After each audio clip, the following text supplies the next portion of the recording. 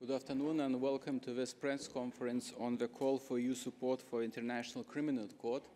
And today with us we have Human Rights Subcommittee Chair Mr. Munir Satouri, and also the guest which is joining us, David Yambu. He is a victim of Al-Masri in Libya and the president and spokesperson for Refugees in Libya Association.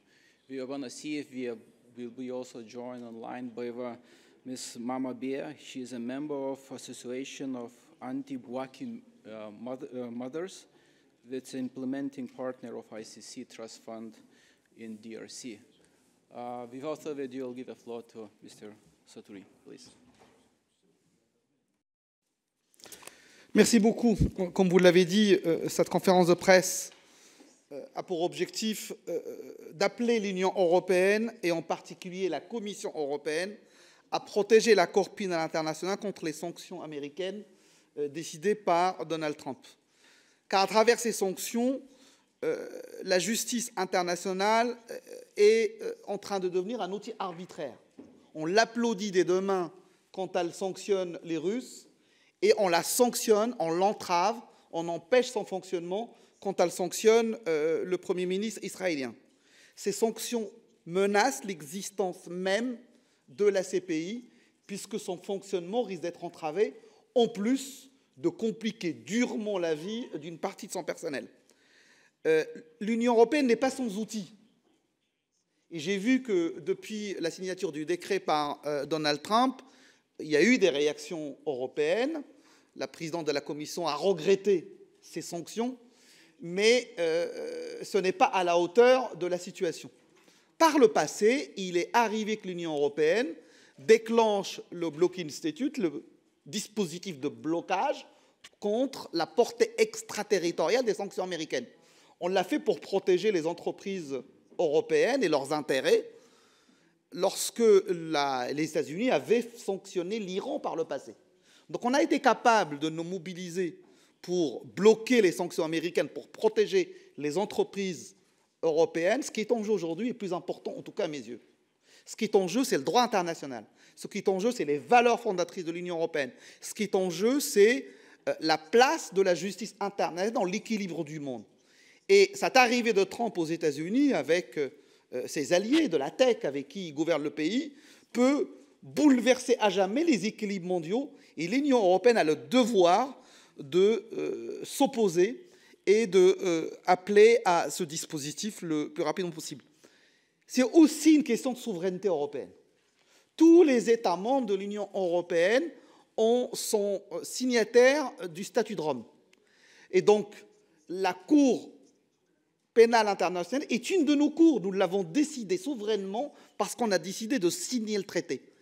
Sincèrement, quel débat on aurait en France, on est à Strasbourg aujourd'hui, si les Américains avaient sanctionné une de nos cours, un de nos tribunaux, s'ils avaient sanctionné la Cour d'assises de Paris ou le Conseil d'État. On ne l'accepterait pas pour des questions de souveraineté. C'est aussi une question de souveraineté s'agissant de la Cour pénale internationale. Et puis, les Américains savent protéger leurs intérêts de leurs entreprises. Il n'y a pas de raison qu'on laisse les entreprises européennes qui accepteraient de continuer à travailler avec la CPI prendre le risque d'être sanctionnées par les Américains. Mais ce n'est pas que ça. Laisser s'écrouler la Cour pénale internationale, c'est aussi laisser des victimes sans réponse, sans réparation. Et j'ai souhaité pour cette conférence de presse d'avoir avec moi David, qui incarne deux choses. L'importance d'avoir un système international qui sanctionne les responsables de crimes de guerre, mais aussi la facilité avec laquelle cette mise en difficulté de la CPI provoque, y compris chez des dirigeants européens, le fait de ne pas prendre au sérieux les décisions de la Cour.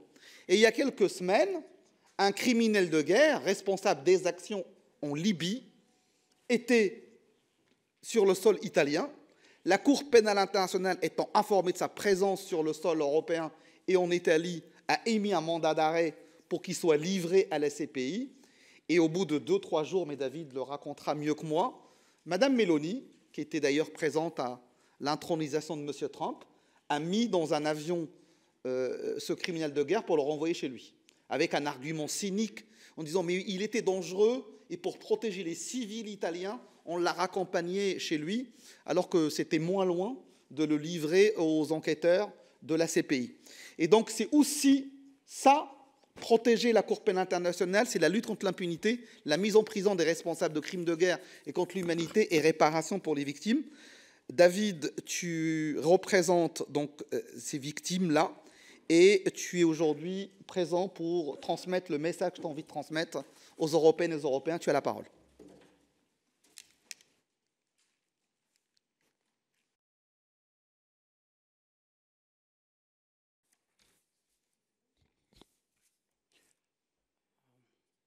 Thank you so much, Munir, and the Human Rights Committee. I am devastated and heartbroken from every angle that I have to rewound myself over and over again to seek justice, accountability, and to try to reconstruct my dignity and the dignity of my people that have been stepped on. But I'm equally grateful for having a space where we are heard, where we can communicate our voices, because for us this is the beginning of justice, the space to tell what we have experienced on our bodies and to think together what justice would mean, and to also look up to the institutions which have been entrusted into ensuring that criminals are held accountable and victims find justice. As my name has been said, I am David Yambier. I'm the president of Refugees in Libya, a human rights defender, and a victim of Al-Mathri. In my country, Sudan, I was already a child soldier, and I ended up in Libya after fleeing my country. When I got to Libya, I was tortured, enslaved, and dehumanized beyond my comprehension. I tried to escape Libya on the central Mediterranean 5 times, and each of those times I was kidnapped at sea by EU-funded Coast Guard and pulled back to Libya, where I was tortured. And this pull back to Libya was not thoroughly done by Libya and the Libyan Coast Guard, but it was supported by Frontex, which operate on the central Mediterranean and transmit both information that are in distress back to the Libyan militias. On these times, when I found myself in Libya in 2019, I was detained in an official detention center, where then I was sold as a slave to Al-Masri, and from there I became a slave once again. From this point, I was sent to Metigar Air Base, where I was forced to work in construction and even in front lines, carrying munitions and doing all those inhuman things. But not only that, I was personally tortured by Al-Mathri himself in different forms that I do not know how to describe, because I did not deserve it. Those who died that I witnessed did not also deserve it. From here, when I was in Libya, still I continued to document in the hope that justice could come. I continued to work with international institutions, judiciary bodies, including the ICC, to ensure that they can do something, because they are our only hope. I survived. Many survived because the ICC have been our only hope from the moment I fled from my country of origin. I had to put my life at risk by doing so, and even when I arrived in Europe, in Italy in 2022, I continued to do this work.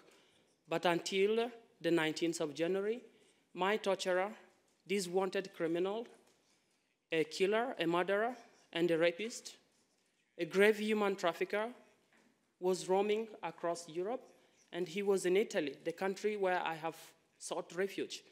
And when he was apprehended, instead of marching him to the International Criminal Court to face accountability and justice, he was smuggled away back to Libya, where he will continue to commit mass crimes against the Libyan people, against humanity, and against migrants. Through this, when we started to search for answers to our questions, we found that the Prime Minister of Italy, Giorgia Meloni, is immediately responsible. The Minister of Interior, Matteo Piantedosi, is also immediately responsible. The Minister of Justice, Carlo Nordio, he is also responsible. Alfredo Mantovano. These people played a key role in smuggling someone away from justice, in taking what we thought we deserve, something that should have been there from the very moment that he was arrested. But now, as refugees in Libya, our struggle does not stop here. That is why I am also here today, and I want to reiterate that we want justice. We want Al-Masri and the rest of the criminals to be put to court and tried, and those who are managing the Libyan Coast Guard and the DSIM in Libya. But not only that, justice for us means protection and safety. This would mean the evacuation of those who are stuck in Libya in those inhuman detention camps that are financed by Italy. And it means that it's looking also to the people who are suffering in Tunisia. Since the EU has signed a memorandum with Tunisia, there is a continuous massacre of the black migrants across Tunisia, where now there is still active state-to-state human trafficking between Tunisia and Libya, and the auctioning of black people. On the other side, to conclude, we want dignity. This is something that can be protected. It cannot be given. We want protection of this. We want to be recognized as refugees. And when discussions are held about us, we are called and we are listened to. And the demands to the ICC, we want a protection for witnesses and victims who are here within Europe and those still in Libya. We want the expansion of the scope on war crimes, because just yesterday, thank you, I have to show these mass graves. When these things happen, which was discovered 2 days ago, it's really, I cannot look away from it. And I want us to all contribute to ensure that we find justice and accountability. Sorry for the time. Thank you, David. Let's see if we can connect with our guest. She is connected remotely online. Mama Bea, if you can press a speak button, then we'll see if you can connect to us.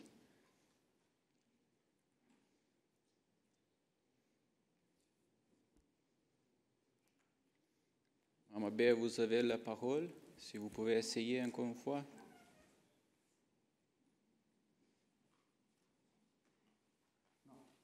Non. En attendant, pour voir si elle peut se... Peut-être passer aux questions de la salle. Les journalistes, avez-vous des... Y a-t-il des journalistes qui ont des questions? Ou en ligne, l'un ou l'autre? Just a reminder, the ones who are watching us online, if you want to ask questions, so press raise your hand button so we can identify you. And meanwhile, we have one question. You can present yourself and media you're representing. Thank you. Bonjour, Andrea Valdambrini, Il Manifesto. À propos du débat de ce soir sur la Cour pénale internationale, Madame Aubry de la Left a dit que, en fait, la Left avait demandé qu'il y avait une résolution et aussi l'approfondissement de la question de M. El Masri. Qu'est-ce que vous pensez à propos de ça?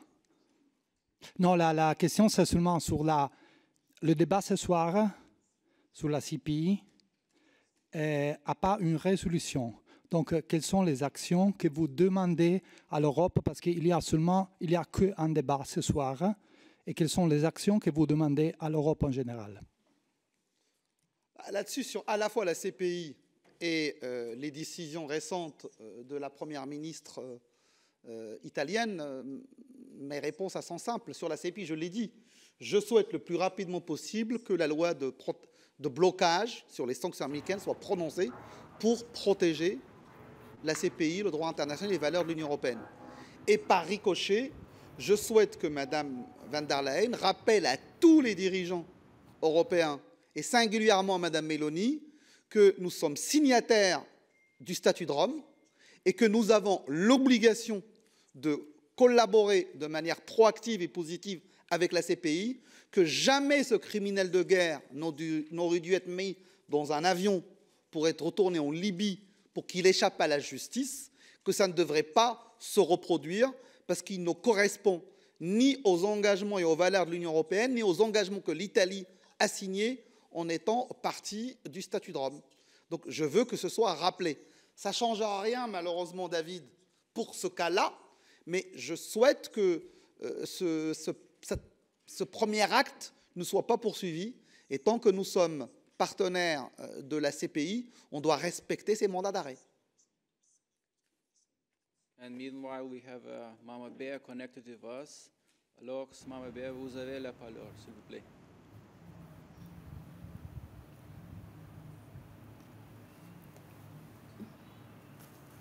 On me donne la parole.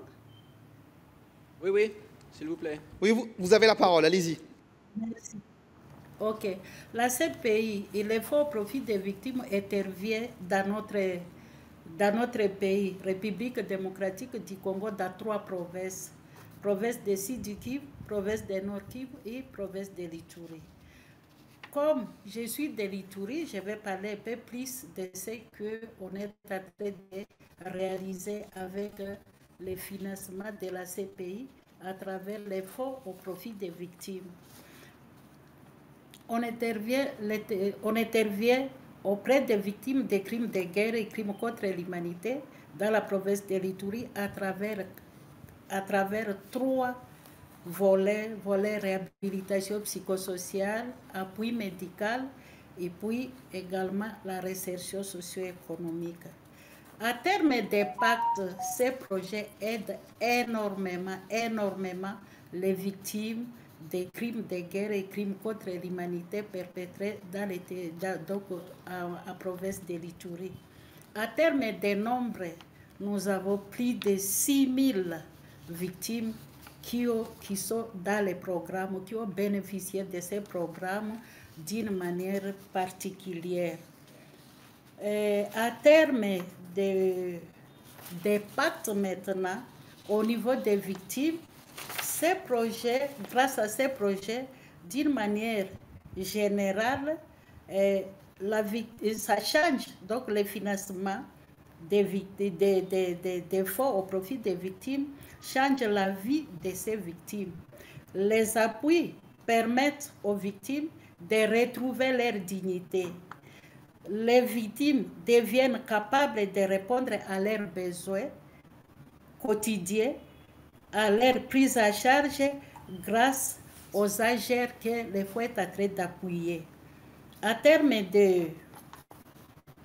Et puis, sur le plan mental, grâce à la réhabilitation psychosociale, les victimes acquièrent leur stabilité mentale, les victimes acquièrent aussi leur santé physique parce qu'il y a tout un programme de prise en charge médicale pour soigner les maladies, pour des opérations orthopédiques et puis aussi pour avoir des prothèses. Ça, ce sont les principales les activités qu'on est en train de réaliser auprès des victimes et qui leur donnent énormément de joie, qui leur donnent énormément de pouvoir pour être comme les autres. Parce que nous travaillons avec les victimes mutilées de guerre, les victimes de torture, les femmes esclaves sexuelles. Donc ce sont des femmes qui sont amenées par les groupes armés et même par des militaires déserteurs dans la forêt pour subir l'esclavage sexuel. Les femmes victimes de viols. Et souvent, ces femmes reviennent avec les enfants qui sont nés de ces viols-là, qui sont abandonnés. Alors, dans ces projets de fonds au profit des victimes, nous avons participé aussi à la scolarisation de ces enfants-là. Et les fonds travaillent sur 2 projets. Projet de réparation. Dans la condamnation, par exemple, de Thomas Lubanga, avec les enfants qui ont été enrôlés au groupe de miliciens. Et avec ces enfants, les fonds donc les organisations travaillent individuellement avec ces enfants. Et aussi, toujours dans l'affaire de Thomas Lubanga, il y a aussi la réparation symbolique communautaire où on devait travailler, remettre ces communautés un peu dans leurs droits. Et les fonds travaillent, donc j'ai dit, on travaille avec les victimes individuellement et collectivement aussi. Le problème est que, à terme des pactes, les pactes invisibles, les pactes invisibles, j'espère qu'un jour, tôt ou tard, vous serez ici dans la province de l'Ituri pour constater de votre voix, donc pour constater de vous-même ces réalisations des fonds au profit des victimes à travers les partenaires au niveau de la province de l'Ituri. Merci. Le problème est que les besoins sont graves. Essayez de conclure, Madame Mamabea. Je vous invite à conclure. Oui. Il faut que vous puissiez conclure. Alors, oui, je suis en train de citer. Le problème est que le nombre de victimes sont énormes. Par exemple, avec ce qui vient de se passer à Goma, peut-être ça va se passer aussi encore ailleurs. Et avec tout ce qui se passe dans la province de l'Ituri, les attaques sur la population civile à Beni aussi, les besoins sont énormes. Je crois. Au niveau de l'Union européenne, si vous appuyez les fonds au profit des victimes pour aider, pour assister, pour réparer, pour participer à remettre la justice aux victimes, je crois que ça sera un grand merci et un grand soutien que vous allez apporter pour toutes ces victimes des crimes de guerre, des crimes contre l'humanité. Merci pour ce témoignage. Parce que vos témoignages, la connexion était mauvaise, mais vos témoignages sont précieux, puisque vous atterrez le regard sur un outil qui est particulier, qui est le fonds au profit des victimes. C'est un outil moins connu que les décisions de la Cour. Une fois que la justice est dite, la réparation est importante. Et ce fonds joue un rôle important pour des communautés entières. L'Union européenne, au passage, ne finance pas ce fonds. Les États parties le font, donc les États membres le font. Pas de manière très importante d'ailleurs, et l'Union européenne ne le fait pas. C'est peut-être l'occasion d'exprimer un soutien à la CPI à travers un financement pour ce fonds d'aide aux victimes. Les partenaires du fonds font un travail formidable pour aider à la réparation, à la reconstruction des personnes victimes de ces violences et de ces crimes de guerre. On arrive au bout du slot de 30 minutes pour cette conférence de presse. Je sais que vous êtes nombreux journalistes dans la salle, je vous propose qu'on termine dans le couloir, parce qu'il est déjà 28, il ne reste que 2 minutes, donc s'il y a une question, on pourra peut-être y répondre, mais on devra rendre l'antenne, si j'ose dire, dans 2 minutes. Allez-y. Simone Della Feld, EUNews Italy. I have a question for you, David.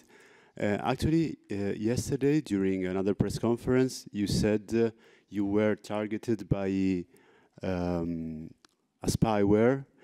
And I didn't really get if it's the same one as the other Italian activist. I mean, the story we are listening in these days. So if you can explain a little bit this one, thank you. Yes, I've been holding this paper. I have not only been tortured and disrespected and have justice taken away on my plate, but there is a constant system of targeting my life personally. As you see here, my phone have been affected since November, 13 November, and this for me has put everything on hold, the information that belongs to victims of torture, and I live in Italy, a country that should protect me. I do not know which country yet.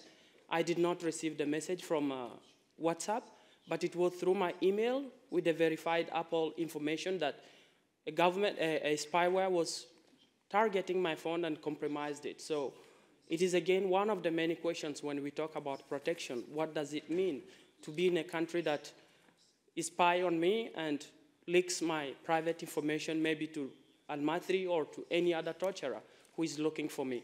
As so far, we are working with the investigative researchers on such cyber attacks, and in the next days, a reporter will be released, and based on this, we will see what ways forward. On arrive à la fin, mais avant de conclure, moi j'aimerais te remercier, David, te remercier pour ton courage. Quand on a vécu ce que tu as vécu, prendre la parole et en parler publiquement, c'est pas simple. Le faire au nom de tous les autres qui n'ont peut-être ni l'opportunité, ni encore le courage de le faire, c'est formidable. Tu peux compter sur mon soutien, sur celui du Parlement européen et de la sous-commission tout au long de ton parcours. Et nous serons toujours là pour rappeler l'importance des valeurs européennes, des droits humains et de la justice internationale. Merci à toi. So with that, we've closed the press conference for this time. Thank you all attending here.